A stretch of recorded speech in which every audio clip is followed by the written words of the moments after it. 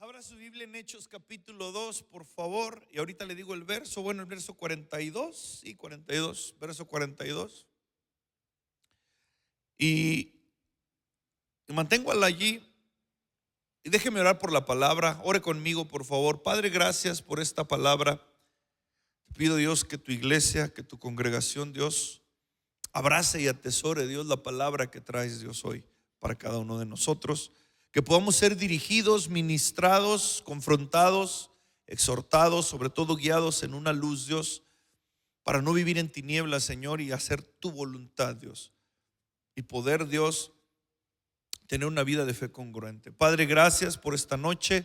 Bendice la palabra de hoy, bendícela y bendice el corazón de cada uno de nosotros. En el nombre de Jesús, amén. Amén. El pastor estaba... Yo no sé si usted vino al servicio pasado. Levante la mano los que estuvieron en el servicio pasado. Qué bueno, bájela.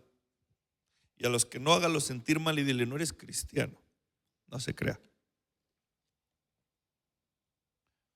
Pero los meros cristianos son los de los miércoles. Esos sí son cristianos. Los de los domingos no. Los de los miércoles son los cristianos. No se crea, iglesia. Yo trato de hacer chistes, pero como que no me salen, ¿verdad? Mínimo ríase de mí, no de mí diciendo: ay, pobrecito el pastor. Intenta como que nos intenta así caer bien y nomás no le sale. Inténtelo, por favor. Y el pastor nos estaba hablando y había un título ahí que decía orden en la iglesia, y abrió una puerta muy grande, porque la iglesia necesita ser enseñada, la congregación necesita ser enseñada, la congregación necesita ser confrontada, la congregación necesita ser reprendida, dirigida, corregida a través de la palabra de Dios. La congregación necesita también ser probada, como dice la palabra de Dios. Y necesitamos, y el pastor abría sí, un camino de enseñanza, y empezó. Yo creo que va a tener usted que estar estudiando y buscando en las redes sociales las enseñanzas de nuestro pastor. Y él hablaba acerca del orden en la iglesia, que es muy importante el orden en nuestra casa, en la congregación. Y en ese mismo lineamiento, en ese mismo espíritu, hoy quiero avanzar un poco en ello también. Quiero ahondar un poquito, quiero apegarme un poquito a lo que Dios puso en el corazón del pastor y lo puso en mi corazón también, acerca del orden en la casa, del orden en la iglesia. Y por eso quise enfocarme un poquito en el libro de los Hechos, donde nos habla de los primeros cristianos. Pero quisiera preguntarle algo: ¿qué es realmente lo que espera o lo que está llamada a ser la iglesia hasta que el Señor regrese? Porque el Señor va a venir. ¿Sí lo cree o no lo cree? Si no, no sé qué está haciendo aquí, ¿verdad? El Señor va a venir. El Señor prometió regresar. Los discípulos se quedaron así, mira, así, viendo cómo se iba entre las nubes, y luego unos varones se les presentan y le dicen: ¿qué es lo que miran al cielo? ¿No saben que así como ven que se está yendo, de esa misma forma va a regresar en las nubes por cada uno? Y se llenaron de gozo el corazón. Y esa es una palabra que usted y yo debemos de creer, que Él va a volver, que Él va a regresar. Y dice la palabra que todo ojo le verá y toda lengua confesará que Jesús es el Señor. Amén. Toda rodilla se doblará. Eso dice la palabra, y va a ocurrir. ¿Cuándo? Va a ocurrir, y espero que usted sea parte de ello. Y mire, entonces yo le preguntaba: ¿qué es lo que realmente estamos llamados, o cuál es esa expectativa de la iglesia, de la congregación, de cada uno de nosotros como cristianos hasta que Cristo venga? ¿Qué estamos llamados a hacer? Y hay algo que pudiéramos, hay una palabra que es permanecer, que va ligada y tomada de la mano con perseverar. Jesús dijo, si ustedes permanecen en mi palabra y yo en ustedes, dice, entonces ustedes serán mis discípulos y entonces ustedes llevarán mucho fruto. Si ustedes permanecen en mí. Y hay muchos textos que amalgaman con estas palabras de Jesús de permanecer. Entonces, los apóstoles comenzaron a entender que tenían que permanecer y para ello necesitaban perseverar, esforzarse y mantenerse en algo de forma constante, ser constantes. Yo no sé cuántos de ustedes son constantes en su vida. En muchas áreas usted puede ser inconstante, pero eso debe de cambiar. Usted debe aprender constancia y perseverancia, pero hoy yo me quiero enfocar en el corazón y en lo espiritual en su vida, porque pocos perseveran y me gusta porque si algo que aprendieron los primeros cristianos, esto es, cristiano son aquellos que se les empezaron a llamar así porque se convirtieron del judaísmo al cristianismo o de cualquier otra religión quizá. Pero comúnmente se decía así por los hebreos y por el pueblo de Israel, que se convirtieron del judaísmo al cristianismo. Y les comenzaron a decir que eran, y la Biblia pone a veces títulos, y en Hechos vemos la vida de los primeros cristianos. ¿Cómo eran los primeros cristianos? ¿Tenían necesidades como las nuestras? Situaciones casi nos podemos ver como en un espejo, a pesar de tanta distancia de años. Podemos ver en la Biblia que tenían los mismos conflictos del corazón que nosotros y los mismos problemas. Quizá no tenían un equipo y una infraestructura como esta. Quizá era parecida o similar la forma de congregarse, no como esta. Eran otras épocas, otra cultura, otros tiempos, pero se reunían ¿para qué? Lo más importante, para ser ministrados con la palabra de Dios y para ser llenos del Espíritu Santo y para permanecer en Él y en su palabra y perseverar en la buena y la sana doctrina. Que eso es lo que estamos haciendo aquí, ¿de acuerdo? ¿Sí está conmigo, iglesia, o no? Bueno, entonces, los primeros cristianos, yo quiero que vaya conmigo ahí a Hechos, en el capítulo 2, verso 42, dice así: y perseveraban en la doctrina de los apóstoles, que era quien se los estaba enseñando a los cristianos. Dice, en la comunión, tenían comunión como nosotros, unos con otros. No vivían cada quien sus vidas, no, a mí déjeme, a mí la iglesia, o sea, yo sí con Dios, pero yo no quiero nada que ver con las personas. Eso no es bíblico. Usted ha escuchado mucho eso, no, yo sí quiero, o sea, pues yo la iglesia no, yo con Dios, yo mi relación con Dios, por la de hipócritas. Comúnmente así dicen, yo por eso no voy, está lleno de hipócritas, yo con la gente no me hallo. O sea, la iglesia me daña, las personas de ahí me dañan, yo nomás quiero mi relación con Dios. Los verdaderos cristianos y los primeros cristianos perseveraban a pesar de las dificultades en la comunión de los unos con los otros. ¿Sabe que usted tiene que perseverar en ello? Perseverar en una sana doctrina, en lo que se enseña la palabra de Dios, en el espíritu de la palabra.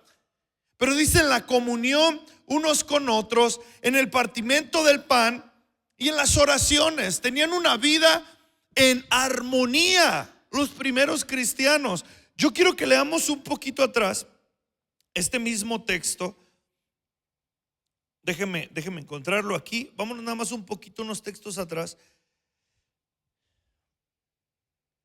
Váyase conmigo a Hechos 2:37. Después antes del 37, déjame darle el contexto. Pedro, diga conmigo Pedro, ok, era uno de los apóstoles. Pedro les dio un sermón, y en las Biblias a veces viene como el primer sermón de Pedro. Dice que se convirtieron como 3,000. Como 3,000. Y cuando estaba dando su sermón, y previamente a eso, en el 37, después de escuchar la palabra de Pedro, la predicación de Pedro, el sermón de Pedro, por primera vez, algo que parecía para muchos locura, porque sabe que cuando comenzó a predicar Pedro, dice la palabra ahí mismo en Hechos, ellos ya estaban llenos ¿de quién? Del Espíritu Santo. Y Jesús les dijo: espérense, no se vayan, va a ocurrir algo increíble. Ustedes van a ser llenos del Espíritu Santo y van a recibir poder cuando venga sobre ustedes el Espíritu Santo.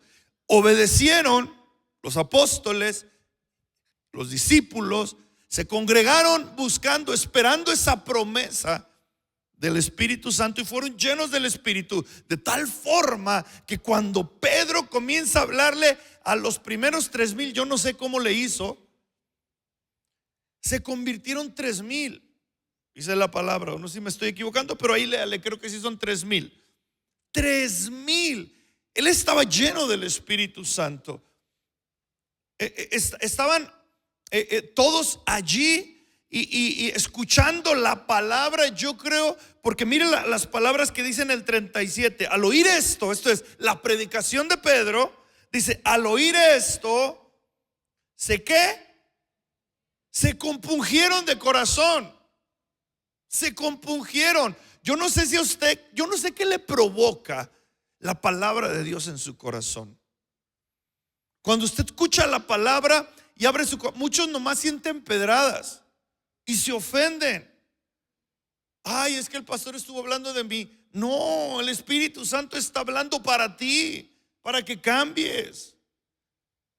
Ellos no se ofendieron, no dijeron: no, eran cosas medias raras. Imagínense, de pronto cuando ellos dicen: enséñanos a orar, les dice: ustedes tienen muchas formas de decirle.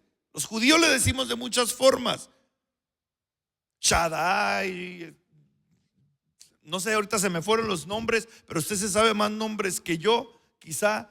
Muchos nombres. Adonai, Nisi, y le empezaban a decir conforme a sus atributos muchos. Él dice: no, pero ahora cuando se comuniquen con él, cuando le digan, cuando se dirijan, cuando se presenten con Dios, ahora díganle Padre. Tengan una relación diferente. Díganle Padre. Para eso muchos no les cuadraba todavía, no era muy común. Eso era algo de por eso empezaban a decir: ¿qué son estas enseñanzas?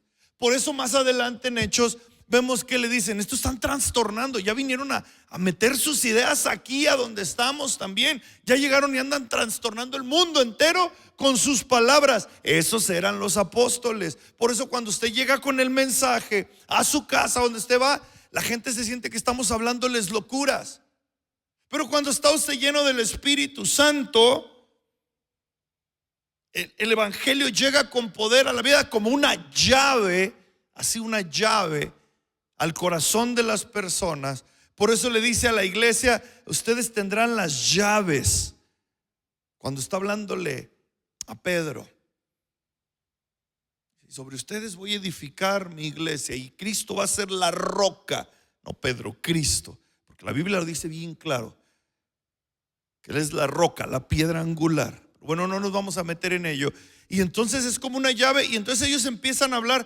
Dice aquí que se compungieron de corazón, aquí en el 37, y le dicen a Pedro y a los demás apóstoles, sigo leyendo el 37: varones hermanos, ahora que nos abrieron así, que nos dijeron cosas que incluso nos cuesta trabajo entender, porque es una predicación ahí, es acerca de todo lo que estaba ocurriendo y lo que acababa de ocurrir con Jesús. Y se quedaron así como: ¿qué hacemos? Díganos qué hacemos. No podemos seguir viviendo de esa forma. Les abrieron los ojos. Bueno, les quitaron las vendas, no sé cómo se oyó lo que dije. Les quitaron las vendas, les dejaron ver espiritualmente el panorama y la condición de su corazón y de su vida religiosa. Eran religiosos, pero no honraban a Dios. Como decía Paola al principio, hacían fiestas, celebraciones, compraban palomas, compraban becerros gordos, ofrecían una vez al año, hacía fiestas. Estaban en una fiesta, estaban en una Pascua. En eso se centran los primeros capítulos de Hechos. Y ellos tenían un corazón religioso, hacían de todo pero se dieron cuenta que su religión no los estaba llevando absolutamente a nada. ¿Qué hacemos? Dice. Sí celebrábamos, llegábamos al tabernáculo, al templo, llevábamos nuestras ofrendas, teníamos nuestras liturgias, nuestras ceremonias, pero como que ya nos dimos cuenta que la religión encarnada en el corazón no nos estaba llevando a nada. Como muchos de nosotros ahora, la religión no te va a llevar a nada, absolutamente, a nada. Dice, ¿qué hacemos? Les dicen a todos los apóstoles. Y mire la respuesta. Pedro les dijo, 38. ¿Cómo les dijo? ¿Sí está conmigo o no? Bueno, voy a volver a empezar. ¿Verdad? Arrepentíos, 38 de Hechos, capítulo 2, y bautícese cada uno de vosotros en el nombre de Jesucristo para perdón de los pecados. Dice, y recibirán el don del Espíritu Santo. Dice, esta promesa es para ustedes y para sus hijos y aún para los que estén lejos y para cuantos el Señor nuestro Dios llamare. ¿Cuántos dicen amén? Y esa palabra hizo eco hasta usted y hasta mí. Para ti, para tus hijos. La promesa del Espíritu Santo era para ti. Tus hijos también iban a recibir el perdón de pecados. Tus hijos también pueden recibir el Espíritu Santo.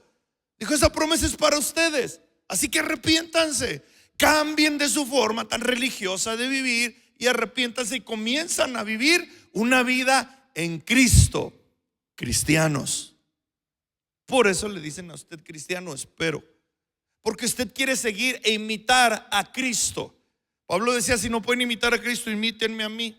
Pablo lo decía. Continúo leyendo. Y dice, y con muchas otras palabras Pedro les testificaba y les exhortaba diciendo, sean salvos ¿de qué? De esta perversa generación. Lo mismo podemos decir hoy. ¿Se da cuenta la generación en la que estamos hoy? El mundo cómo está loco y cada vez más loco. Siempre yo lo repito diciéndole bueno a lo malo y malo a lo bueno, trastornando el verdadero amor. Y dice la Biblia, no lo digo yo, han sido entregados muchos a mentes reprobadas como animales. Y lo vemos ahora en estos tiempos. Lo dice la palabra de Dios. Sean salvos de esta perversa generación. 41. Y así que los que recibieron su palabra fueron bautizados y se añadieron aquel día como 3,000 personas. 3,000 personas. Dice que perseveraban en la doctrina de los apóstoles, en lo que ellos enseñaban, en la comunión los unos con los otros, en el partimiento del pan y en las oraciones. Pero miren lo que dice el 43 también. Y sobrevino temor a toda persona y muchas maravillas y señales eran hechas por los apóstoles. Todos los que habían creído, ¿cómo dice que estaban? Y tenían en común muchas cosas. Y sigue diciendo ahí. Usted puede seguirlo leyendo en su casa. Wow. Ellos tenían que perseverar. Cuando estaba Jesús, palabras de Jesús en Mateo, dice que el que persevera hasta el fin, este será salvo. Solo algunos me pudieron contestar eso. Mas el que persevere hasta el fin, dice Mateo 24, este será salvo. Y cuando está hablando Mateo 24, está hablando de las señales del fin. Porque le preguntan, ¿y cómo va a ser el fin? ¿Cuándo va a ser el fin? ¿Cuándo vas a volver? ¿Cuándo se va a acabar el mundo? No sé, muchos tipos de preguntas. Esa era la inquietud de los discípulos. Y les comienza a hablar, lea Mateo 24 en su casa y se va a dar cuenta de que el tiempo está cerca. Y Jesús les dice, pero el que persevere hasta el fin, el que persevere en la doctrina, dice, ese será como salvo. Ahora, la iglesia en los hechos lo entendía. La iglesia lo entendía perfectamente. Después otro apóstol, Santiago, en el capítulo 5, verso 7, Santiago 5, verso 7 al 20, dice, hermanos, tengan paciencia hasta la venida del Señor. Yo les puedo decir lo mismo, hermanos, sean pacientes hasta que el Señor venga. ¿Cree poder lograrlo o no? Todo lo puede en Cristo que le fortalece, amén. Sea paciente, no con el Señor. Sea usted, espere diligentemente, no se altere, no abandone, no se rinda. No caiga en las garras del enemigo, manténgase velando y en oración. Sea paciente esperando la promesa de Dios, porque mientras más pasa el tiempo, como lo dice su palabra, más pronto se acerca la promesa, ¿de acuerdo? Mientras más pasan los años y los días, más cerca estamos de su venida, ¿de acuerdo, iglesia? Y Santiago 5:7 les dice, hermanos, tengan paciencia hasta la venida del Señor. Y les da un ejemplo y dice, miren cómo el labrador espera el precioso fruto de la tierra, aguardando con paciencia hasta que reciba la lluvia temprana y la tardía. Y dice el 8, tengan también ustedes paciencia y afirmen sus ¿qué? Corazones, porque la venida del Señor se acerca. Vuelve a repetir, eso es lo que estaban enseñando los apóstoles. Cristo viene pronto, la venida del Señor se acerca. Arrepiéntanse, esas eran las palabras, ese era el evangelio. Y eso es lo que se sigue predicando y lo que lo tiene a usted sentado ahí y a mí aquí. Cristo viene pronto. Y ellos estaban perseverando como se les estaba enseñando. En el 43 que veíamos de Hechos, capítulo 2, dice que se les sobrevino temor. Esto era un temor sagrado, un temor santo de Dios. Sin temor a Dios no hay sabiduría para vivir como cristianos, no la hay. Sin temor a Dios, tú haces lo que tú quieras, lo que te venga en gana, vives tu vida como bien te parece a ti y le dices al Señor que se espere, que porque tú estás muy ocupado con tus asuntos, tú haces lo que sea y Dios te tiene que dar gusto a ti. Esa es tu propia doctrina. Cuando no hay temor de Dios, haces lo que te da la gana y quieres que el Señor te bendiga, y quieres que el Señor te hable, y quieres que el Señor te cubra y que te dé y que te sostenga y que te salve y que todas las bendiciones y los beneficios que te pueda dar. Pero eso es cuando tú haces lo que bien te parece a ti sin temor a Dios. ¿Crees que pecando puedes venir y luego decirle, Señor, bendíceme, pero sin soltar tu pecado y abrazarlo aquí, sin cambiar tu forma de hablar, sin cambiar la forma en que tratas a tu esposa, sin cambiar la forma que tratas a las demás personas, tu forma de fraudear, todo lo que pudieras hacer? Escondes tu vida doble y crees que así estás bien y que el Señor te tiene aún así que bendecir. Y tiene que su gracia estar por sobreabundante en tu vida. Y tienes una vida cíclica de pecado sin temor a Dios. Pero dice que sobrevino temor. Esto es, cambiaron su forma de vivir. Se dieron cuenta, es decir, éramos muy religiosos quizá, pero nos dimos cuenta que estábamos mal. Lo entendieron de Pedro. Y así de con cada uno de los apóstoles. Estábamos viviendo en una religión muy pesada, pero nos damos cuenta que de nada nos servía la religión, porque la religión no salva, no sana, no restaura, no transforma, no abraza. Si la religión hiciera eso, Judas no se hubiera suicidado.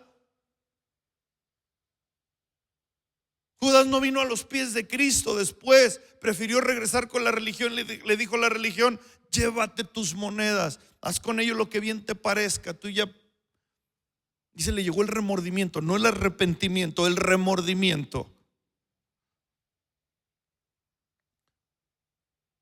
Y ese temor que sobrevino a ellos, dice, estaba sobre todos, dice, y comenzaron a ver maravillas y señales, y veían lo que los apóstoles, cómo Dios los usaba a ellos, y comenzaron a replicarlo. Por eso después era estos que trastornan el mundo entero, que andan aquí para allá. Algo está pasando, decían, algo se está descontrolando. Ya no nomás era aquel hijo del carpintero, antes se preocupaban de uno.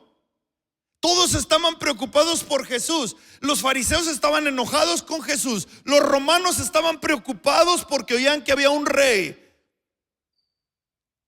Todos estaban preocupados y viendo cómo aprenderle a Jesús, y viendo cómo callarlo, y viendo cómo censurarlo. Religiones, filosofías, política, todos querían censurarlo, pero ahora ya no nomás era uno. Jesús vino a poner la semilla y ahora eran muchos que trastornaban. Y creció y creció y creció. Y aquí estamos.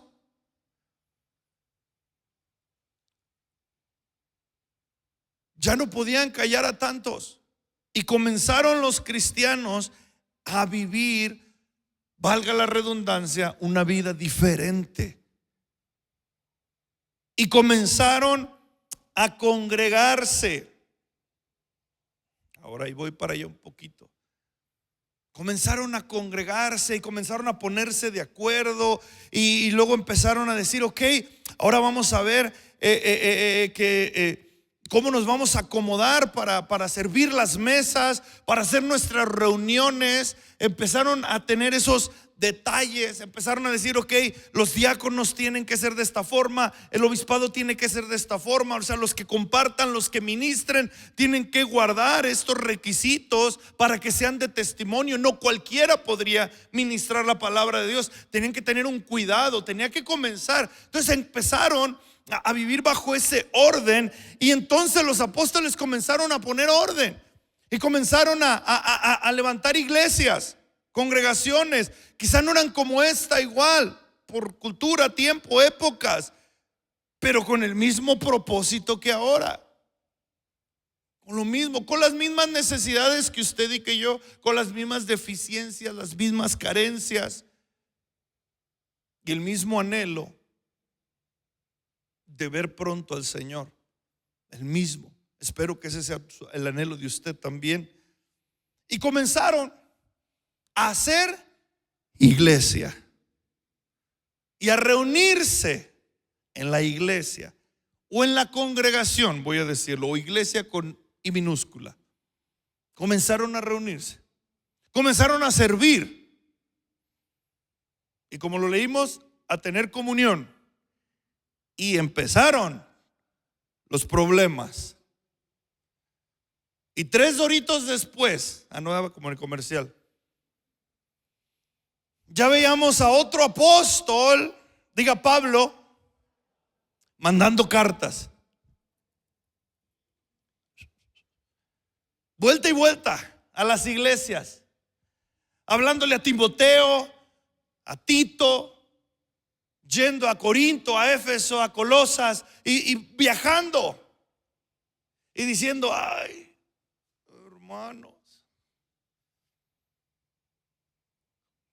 mire, vaya conmigo a 1 Corintios 14:40.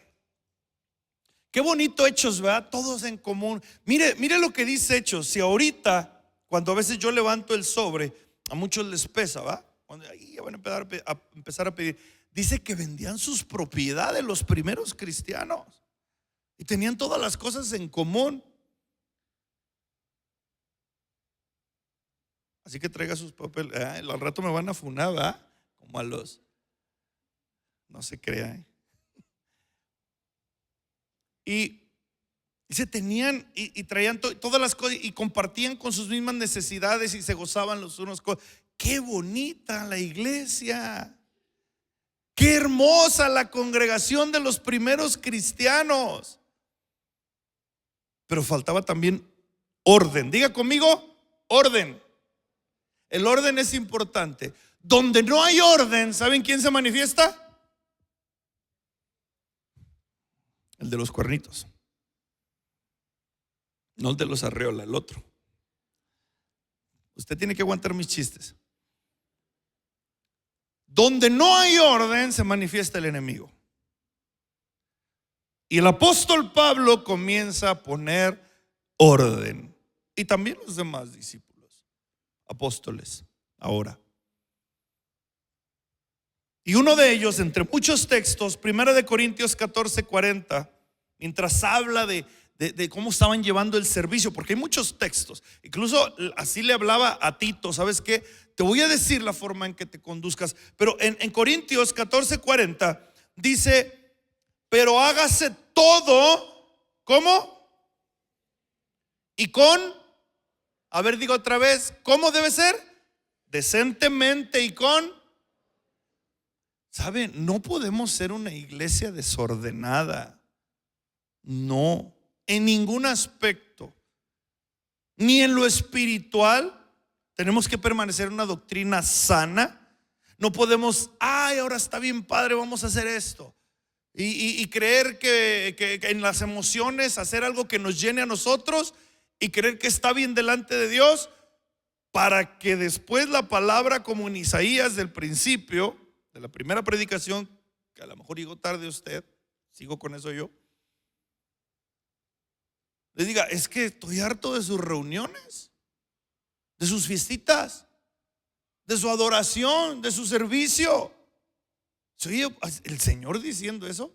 Malaquías también lo reprende. Dice, su corazón está lejos de mí. Qué difícil palabra. ¿Sabe qué ocupamos? Orden, decencia cuando nos reunimos. A Timoteo,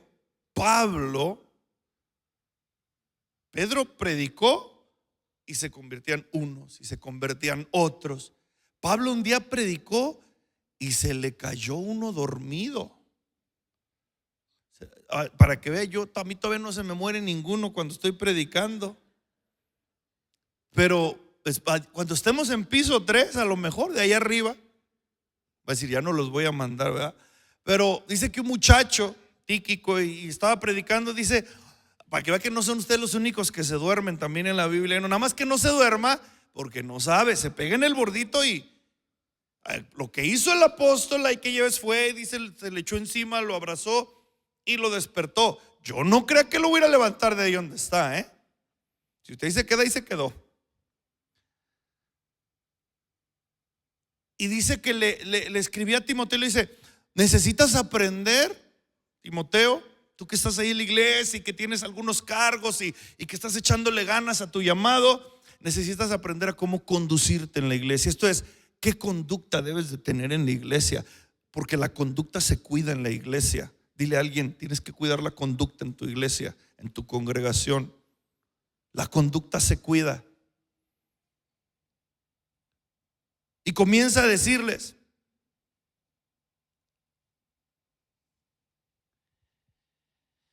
mire, a Tito también le dice, en el capítulo 3 le dice, mira Tito, yo te insisto con estas palabras. Voy a parafrasear el 3, el 1, el 8, del 1 al 8, después tú léelo. Él le dice, porque todos los que comiencen a creer en Dios deben aprender a ocuparse en las buenas obras, a conducirse bien, en orden. Dice, estas cosas son buenas y útiles para los hombres en la iglesia, o sea, para todos. Así que debes aprender. Insiste con firmeza en ello, corrígelos, instrúyelos,ínstalos con la palabra, repréndelos. Y hay algunos que dicen, y si no, llámale la atención con otro, y si no, que les vaya bien. Era la palabra de Dios. Eran los apóstoles poniendo orden. ¿Por qué? Porque comenzaron en la iglesia al principio todo muy bonito y luego comienzan los religiosos otra vez a hacer de las suyas. El religioso a decir así debería ser la iglesia, el pastor está predicando mal, y el religioso camina acá sintiéndose que es el wow, el super wow en la iglesia y queriendo poner a todos a bibliazos en orden y criticando y juzgando y luego no, o sea, yo nada más digo para que oren y bueno, el religioso se manifiesta de muchísimas formas y comenzaron los religiosos, comenzaron los adúlteros, los inmorales en la iglesia también. Los que andaban con la mujer del otro, con el otro, y comenzaron a tener problemas de inmoralidad. Comenzaron a tener problemas de chismes. Empezaron a murmurar los unos con los otros, hablar de otros, hablar de los apóstoles. Comenzaron las divisiones. Y dice Pablo, y luego unos empiezan a decir, ah, no, yo soy de Apolos. Ah, no, yo soy de fulano. Ah, no, yo soy. Y comenzaron. Por eso digo, 3 doritos después de Hechos. Y hasta ahora nos persiguen situaciones similares. ¿Por qué? Porque la palabra también en Mateo y en Marcos dice, Jesús dijo, ¿saben de dónde salen las envidias, las disensiones, las fornicaciones, los adulterios? Les dijo, salen del corazón. Y si no cambian su corazón, entonces no van a cambiar su conducta. Porque de la abundancia del corazón habla la boca. Y de ahí sale, del corazón sale lo que verdaderamente contamina al hombre. ¿Sabe cuándo dijo eso? Cuando llegan los religiosos y dicen, ay, tus discípulos no se lavaron las manos antes de comer. Ay, voltea a Jesús y le dice, ¿saben que lo que comen, saben por dónde sale y a dónde se va? Bueno, yo le añadí así como que lo parafraseé un poquito de más, ¿verdad? Ese es Álvaro de Valera. Pero si usted lo ve, dice, se va a la letrina. Eso sí dijo. Dice, lo que verdaderamente contamina al hombre no es lo que entra. Están hablando de las manos lavadas. Los religiosos, los que caminaban con sus, se me olvidó el término, unas así telas largas con oraciones aquí que tenían los judíos, los fariseos, los principales, y caminaban con ellos y se sentían, y dicen, no se lavaron conforme a la ley, al orden y a las liturgias, salvan tú y todos, y no guardan el sábado. Y comenzó a decirles, a ver, espérenme, lo que entra, porque eso es la religión te impone lo que ni los mismos religiosos pueden hacer. Esa es la religión no te va a salvar. La religión te condena, te juzga, te hace sentir mal, te hace sentir no eres capaz, te hace sentir que tú tienes que hacer méritos para ganarte la salvación. No estoy hablando de obras buenas como lo dice aquí. Eso es con un corazón limpio, entendido. Pero la religión te enseña a ser nada más un juez duro en tu vida, negligente. Y así estaban. Y les dijo, no, lo que verdaderamente contamina es lo que sale. Ya verán. Y mira las iglesias: divisiones, fornicaciones, adulterios, disensiones, pleitos, envidias. Todo eso dijo Jesús que salía del corazón, y todo eso se estaba manifestando en las iglesias. Y empezar a aventar cartitas.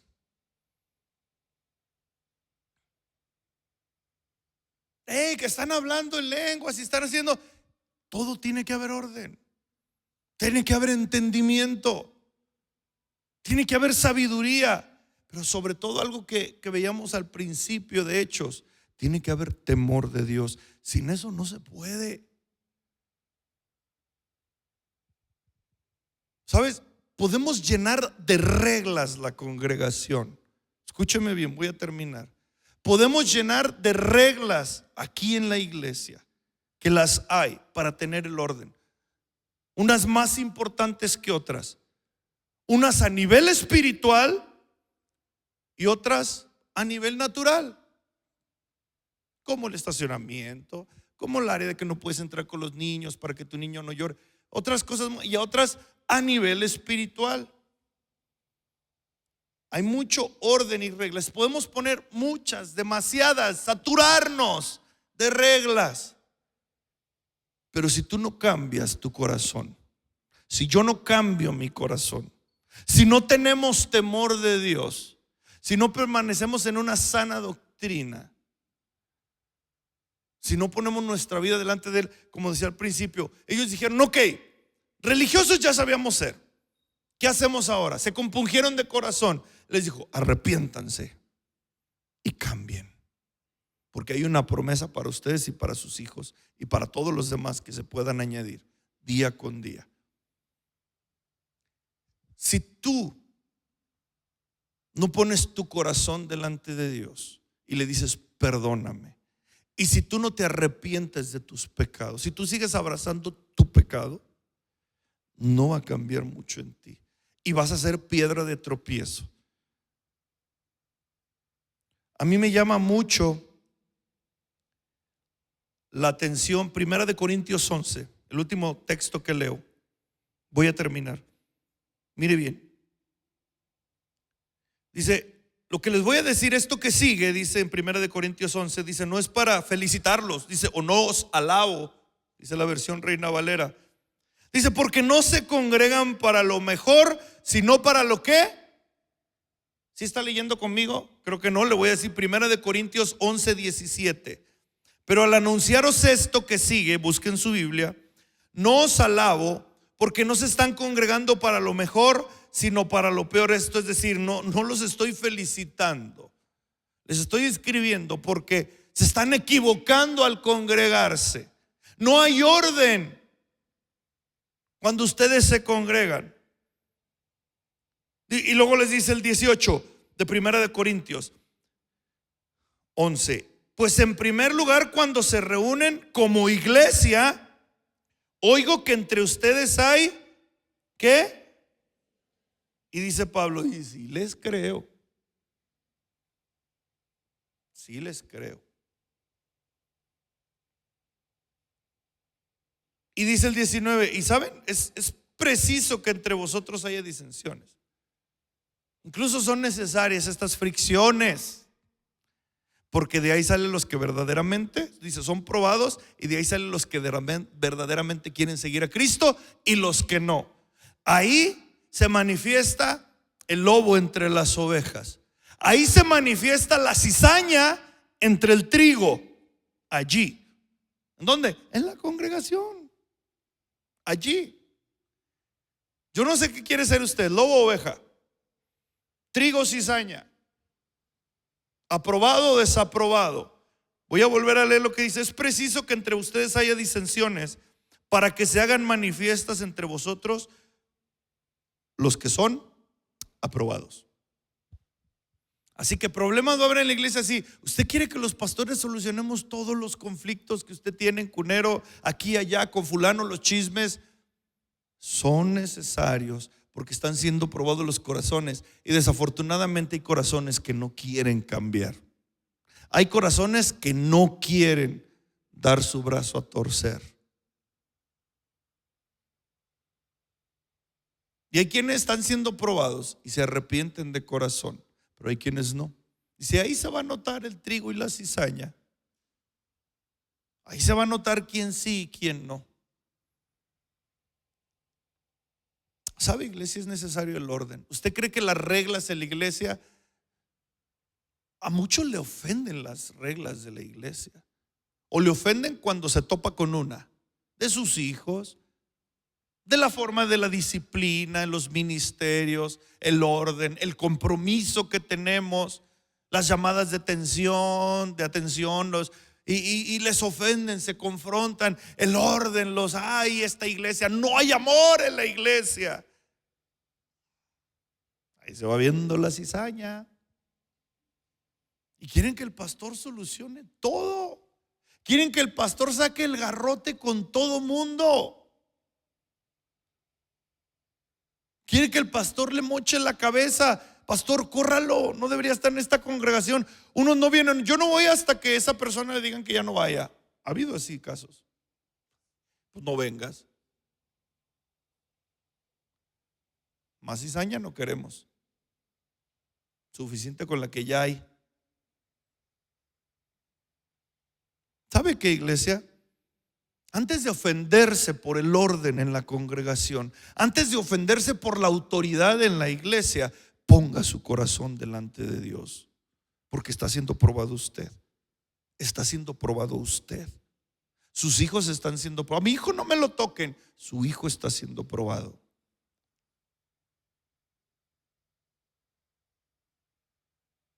Me hicieron la cara fea cuando entré. No, ya la tenía así usted, así entró.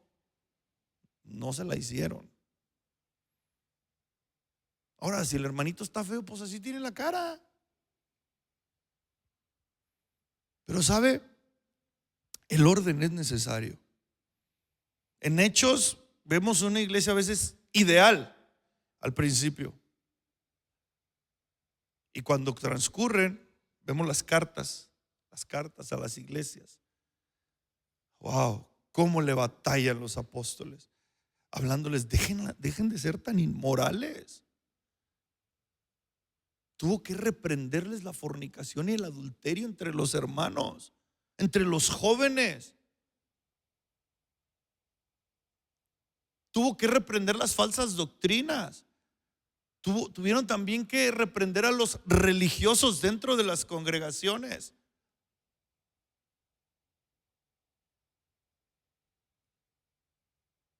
Yo le voy a pedir algo, póngase de pie. ¿Quieres venir, Yair, conmigo, por favor?